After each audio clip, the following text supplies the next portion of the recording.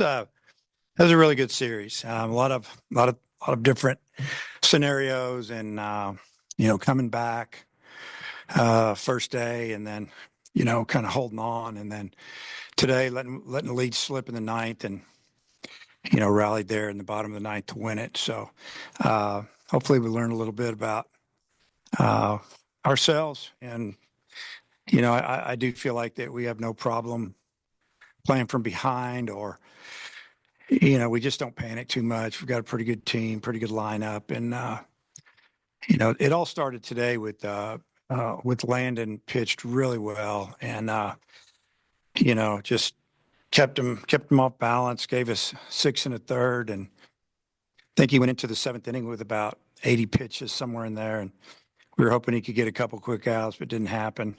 But Coyle came in and did an outstanding job again. I think he got five outs, something like that. But it's just good to see us do what we did. And I guess the other bright spot was McIntyre. Came in a really tough spot. When I gave him the ball, I said, "Don't worry about the runner on third.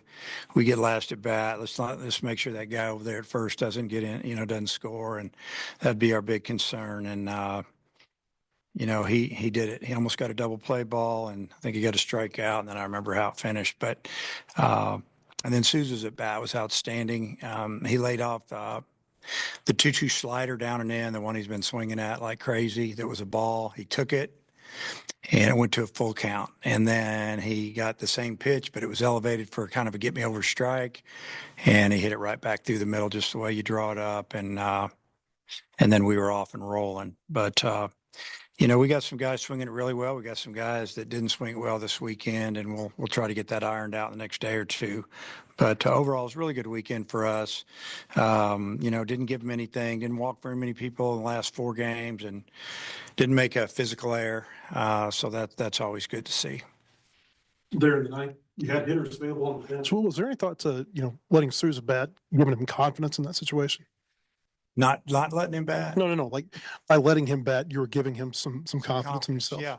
I was going to let him hit, because he's been working hard. He sat all game. I put him in, just to get the youngster out of there, the freshman, and put more experienced guy in defensively at a 2-run lead. But at the same time, I didn't have a problem with him hitting it all. And if we don't score that inning, we got the bottom of the 10th, and that would have been the last inning. Just looking at that clock out there, and I don't like playing baseball with a clock, and that's why I don't coach basketball or football. I don't like the clock. I'll take the outs. But no, hopefully he gained a lot of confidence by getting that at bat, but more than anything, squaring up baseball, and I'm just glad it fell for him. All the pitching changes and everything, were you getting worried that you might not get to the 10th if you needed it? No, but I thought about it for real quick, and I thought, I've coached a lot of games. I've never had a tie, which it's kind of unheard of, really. I thought, well, this could be the first one, but once we loaded the base with no outs, I was feeling pretty good. I think he didn't have a good day today at the plate, and he'll tell you. The great thing about him, when he has a bad day at the plate, he doesn't take it to the field, man. He still makes play after play. And, when he didn't get him in and Maxwell had left matchup, it really doesn't matter to Logan. That's one reason I hit him in the 3-hole. He can hit lefties just as well as he hits right-handers. And then Vouch, he hit 2 on Friday. What's going on with him in these ninth inning situations? Yeah, well, the crazy thing, the pitch he hit the batter with was a breaking ball. And that was frustrating because he blew him up, blew the first 2 fastballs by him, and figured the guy was going to cheat out there. We were wanting him just to bounce it. And, he was way off on it. And, the first hitter, he had him down 2 strikes, and then we threw him a fastball and give the hitter, a little credit there. He smoked the ball through the 4-hole, Oppo, and I don't know. I don't know what's going on with him, but if they get hits, you can live with that. A walk every now and then, but hitting guys, especially when you're ahead in the count like that, it's not a good thing. It's hard to tell everything that goes down in the bullpen, but it seemed like Carter was getting loose for a while, and McIntyre had a short warm up, and you went with Will. It worked out. Just what was your what was the logic in going to McIntyre there? Well, first off, Coach came to me. We already had it kind of out of a plan if we got to this situation, or if it wasn't going good, who were we going to bring in, which one. And, I thought, because Carter had already pitched this weekend, I just felt like, Mac deserved a chance to get out there. They hadn't seen him. And it just seemed like the right move to bring in him. He hadn't been out there. He's done it before. He has had a couple of just okay outings, his last two, and he came in and did a tremendous job. That's really what went down there. Landon, starter, reliever, starter, and I know he's going to say it doesn't really change for him, but how impressed are you? Like, whatever the role is, he's been able to kind of fill up the zone and stay as good as in all of the roles so far. Yeah, he's been really good. I mean, just a tough kid.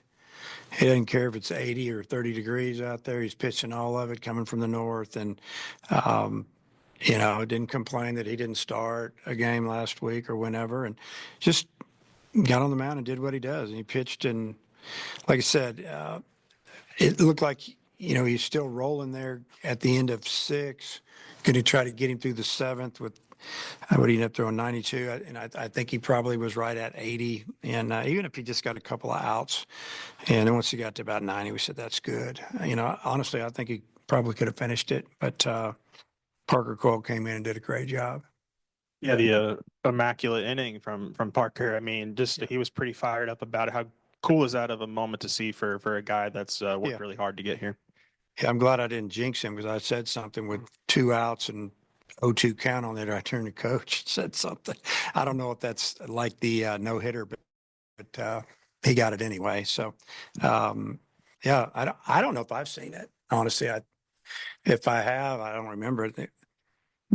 I mean, I've had some really good pitchers here and throughout my career, but I don't remember it. I know we've talked about it a lot lately. We almost had one in the last year or two, but it didn't happen. And then to see him get that out, that was big for him, and he deserved that. I mean, we knew that was it. He wasn't going to pitch the 9th, so for him to get that emotional was okay with me. If he was having to go back out in the 9th, I would rather have had him throw a ball right there. But since we knew he wasn't, I'm glad he got it.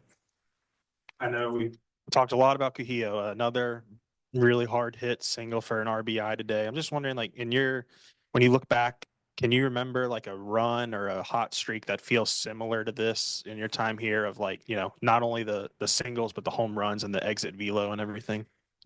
Well, I mean, he is on fire right now. That's a tough question to answer. I've had some really good hitters as well. Yeah, I remember. I know in the fall I had one. I remember the fall of Heston Kjerstad's junior. We didn't get him out. I think he hit 600. It was a joke. I'd pull him out of games halfway through because our pitchers was trying to build him up a little bit, and that was the year that COVID hit. And he didn't get to finish that year, and but I don't know. I don't know if I've had one with the power and the batting average together like this. And just last one for me, it's early in the season, but this off season and what you guys did in the portal and everything was so much about building depth. And I mean, you guys have a bunch of contributors even when they're not starting. How pleased are you with where the depth is right now? Yeah, I made a comment to the guys. Gosh, was it after Friday's game? Just that I appreciated, or actually it was before the game yesterday when we were stretching it, when we meet up, that I really appreciated their attitude, and that there's guys, that are not playing today that, like in the case of Bowles, he's hitting 600 or something. He hadn't played in a while and started him today, got a hit. My comment was there's a lot of guys that deserve to play. I can't play all of you. So we're just going to try to mix it up a little bit. And in some cases, it's a matchup, which is also at the same time trying to show us what we need to do when conference gets here. But we've run some guys out there to pinch hit, and they've done a tremendous job. And when the guys have gotten their opportunity, for the most part, they've done really well. So it's been good having some of those pieces on the bench that you can go to that honestly we probably didn't have. I mean, we had a really good team in 23. We had a couple of guys get injured late in the season. Wagner, Josenberger killed us. We were rolling, and Wagner gets hit in the hand midweek game. Josenberger pops a hamstring at Georgia like game 1, and we never really got it going again. We didn't have the bench that we have now to replace those guys. I mean, it was a big loss. And now, somebody's tweaked or has is sick or tired, it's not a drastic thing, at least as of now. So it's nice having those. It, gives us as coaches get a chance to manage the game a little bit more and think an inning or two down the road. And, do you want to take this guy out because somebody's a little better defender, but then you're thinking, what if they tie it up? He might get up again in the ninth, because all those things were going through my head in the seventh inning. Took a couple guys out, left a couple guys in, and it worked out. I don't think Parker Coyle's given up an earned run this year, and you're pitching him twice on the weekend usually. What's been the key to his success? Well, number one, he's throwing a lot of strikes, and so he's got a good cutter now, and then you saw, in the 3 strikeout inning, he actually featured a little bit of the straight fastball there, and it, after throwing a lot of cutters the other day, that's running in on those right-handers, and it was good. It starts that down the middle, it ends up 4 or 5 inches inside, and if they swing at it, it's hard to square it up, and then it makes his fastball look a lot harder. I think the cutter's 86, 87 maybe, and his fastball's 91, 92, 93 maybe, but it looks harder to him because they kind of got to honor that cutter's kind of his thing. And then he dumped a curveball in there today too, and we call it the big one, throw the big one, and it's his big breaking ball, and he did it. He got a late swing on that for a strikeout. Coach, thanks for your time. Okay.